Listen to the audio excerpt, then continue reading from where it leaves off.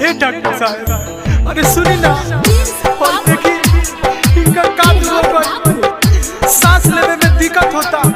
आइए डॉक्टर साहब, हमरा तो डर लगता कि इनका कोरोना हो गई बका दो।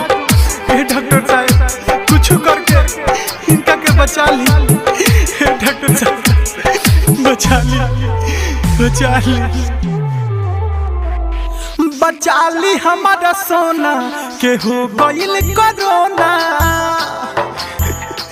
ए डॉक्टर साहब, हाँ, बचा ली हमारा सोना के हो गइल कोरोना।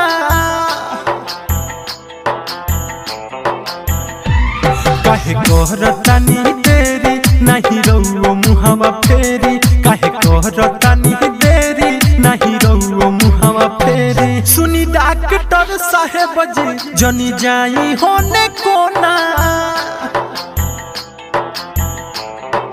हाँ, बचा ली हमारा जानू के हो गइल कोरोना। बचा ली हमारा सोना के हो गइल कोरोना।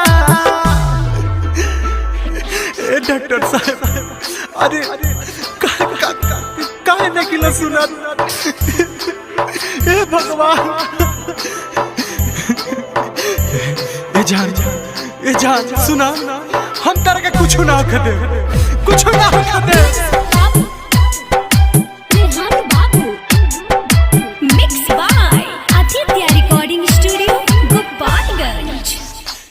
नहीं रही है तो हम कह करे, संग ही जिए के रहे संग ही मरे। डॉक्टर साहब सुनी ना, नहीं रही है तो हम कह करे, संग ही जिए के रहे संग ही मरे। अब कुछ ना सोहाता, खाली अखिया लोराता। अब कुछ ना सोहाता, खाली अखिया लोराता। लागता डर हमारा इनका के दी खोना।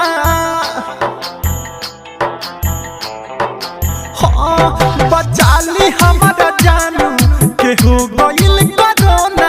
बचा ली हमारा सोना के हो गइल कोरोना।